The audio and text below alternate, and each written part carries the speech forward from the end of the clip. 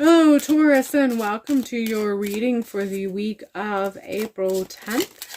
Just going to go ahead and shuffle this deck to see what I have to pull for you. I'm trying to tap into Taurus's energy for this week of April 10th.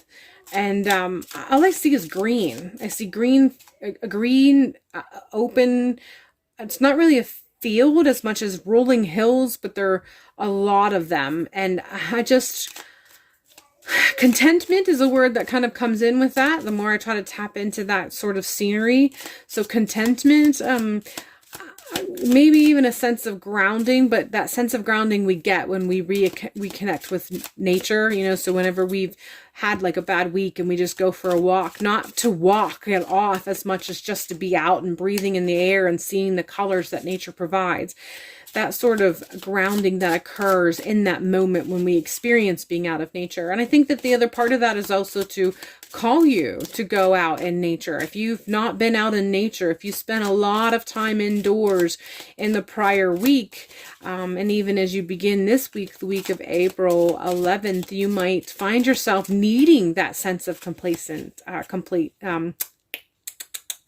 that sense of grounding. And if you feel like you are not grounded, or you feel like you are having your contentment kind of disturbed, then this is a call or a message to let you know that you should go out into nature to kind of reestablish that grounding, that centering. Take a walk, not to burn off calories, not to take a walk for the sense of therapy because you work up a sweat, but rather take a walk so you can really take in the scenery around you and the sense of centering that happens when we breathe in the fresh air and we see the scenery around us. So you might want to make sure that you take the time at some point this week or several times this week, but most especially if you feel like you're not centered, you might want to find a way or a means to connect in that regard. Let's go ahead and pull the card. And we have heart. I feel like this is just a call for you to connect with your heart center. This is a call for you to take time to remember yourself. Take time to be kind to yourself. Take time to show yourself some love. Take time to remember all the ways that you can embrace yourself and show yourself love. Maybe even take a little bit of time to do a little bit of inner child work or have a conversation with your inner child. Possibly even take the time to kind of connect with what your inner child would do in certain situations. What would your inner child want? So this might mean, you know, going out for whatever reason, the thing that comes to mind, go out for some ice cream while you take a walk and connect with nature. But this is just an overall very general call for you to take the time to connect with your heart center and allow yourself to do things that make your heart grow and expand. And it doesn't necessarily have to be charity work. Sometimes we get so wrapped up in those concepts of doing for others as a means of helping ourselves or as a means of making ourselves feel good. And this is letting you know, no. These need to be acts that sometimes we define as selfish, but they're not really selfish.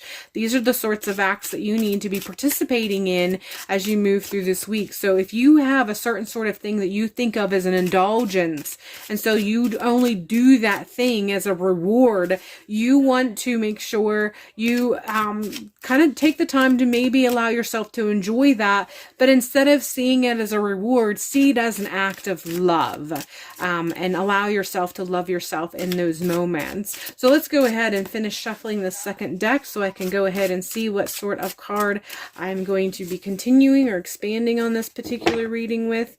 And we're following this card with the Queen of Wands. And she's just very heavy in thought. Like she just looks like she is intensely thinking or considering something.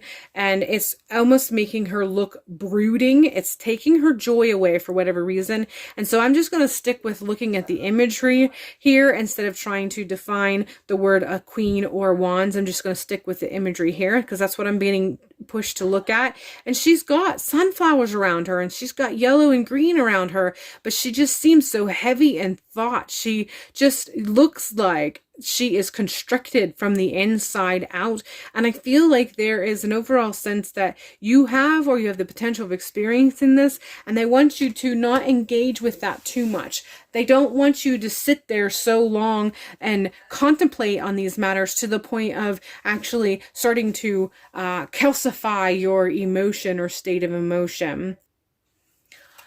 So they just are wanting you to know that you might experience moments where you feel like you have to contemplate things, and that's fine. There's nothing wrong with, as adults, we have a tendency to we're obligated to look over certain matters in our lives, and we're obligated to handle these situations, but they don't want you to get stuck on them. They want you to make sure you break out of that once in a while. And again, connect with your heart center. We're following with 3 of Wands. So this is coming in, letting me know that there are some decisions that you are facing, or you have been facing. There is even some decisions that you have already concluded on what the final answer or the final decision or choice is going to be. And one of the reasons why this Queen of Wands in the contemplating face has come forward so much is because it feels like this, for a great many of you, has been something you have been considering for quite some time. This is not something that just come across your radar on Sunday. It's something that quite a few of you have been having to hash and review and go over for quite some time. And you have come to a decision, but then you rehash the reason why you came to those decisions. You have been rethinking as to all the things that made you choose that, and trying to decide, is it still the right decision? Kind of analyzing the situation, analyzing it from all angles. And you always come to the same conclusion, but there's something unsettling about it for some reason. I feel like one of the reasons why it's unsettling is because even though you have come to conclusion, it's not time for action. And so while we are in that position of we've made a decision, but it's not yet time to act, sometimes we get a little antsy. And so then we keep going over something. And so the analogy that comes to mind is let's say, for those of you who are who've had a baby or have been in the experience of knowing someone who has had a baby, we're given a due date. And so those last couple weeks leading up to the due date, we know the due date's coming. We also know it could come a couple weeks before that, or it could come a couple weeks after that. So we know the conclusion. We know what the conclusion's going to be. We know the conclusion's going to be soon, but we don't know exactly when that is. And so that time period from when you know it's coming soon to when it actually comes, there's a lot of energy of it. It's a little bit of anxiety. It's a little bit of, you go over the preparation in your head, all the things that you need to have in order, all the things that you're going to do the day or the moment of, and you just go over and over again because you want to be ready and you want to be prepared, even though you can't control when it begins. You also know that you know what's going to be your decision or your actions when it does begin. So I feel like that's a little bit of what you're experiencing. That's going to increase, that overall sense is going to increase through this week. So that awareness of it soon, and the need to rethink and reconsider and go over all the details is going to come with it. So I feel like a lot of the week is going to be spent in this sort of anticipating energy. And they're letting you know to give yourself a break, give yourself a breather by focusing on that self-love, that heart center energy.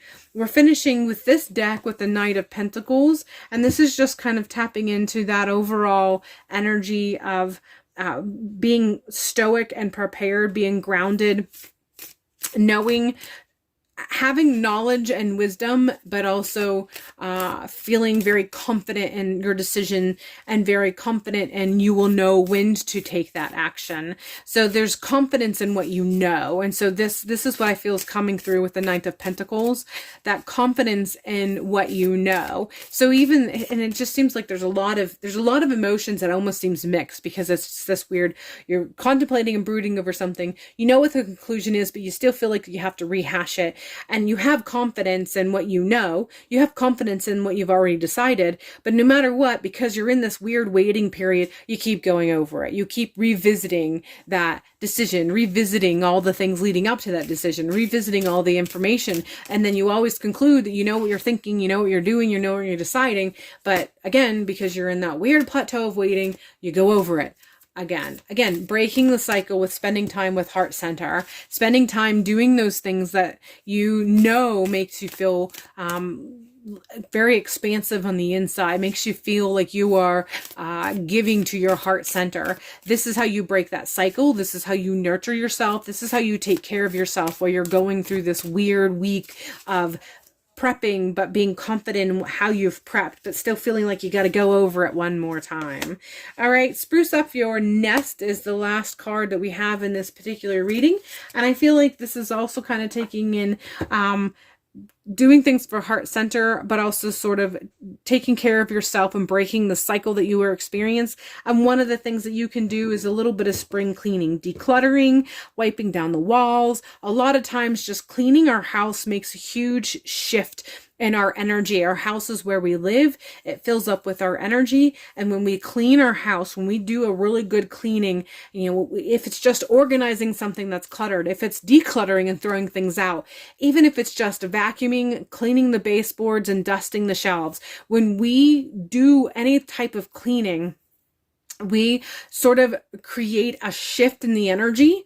And this is just letting you know, if you participate in some sort of organizing or cleaning or sprucing up of your home base, this is going to shift some of that energy for you too. So if you're looking for something else to do to help you out as you move through this week and you go through this weird mixture of emotions, sprucing up, cleaning, decluttering, this is something that you can do this week that's going to also kind of add to the shift in the energy that you are trying to create or you're hoping for.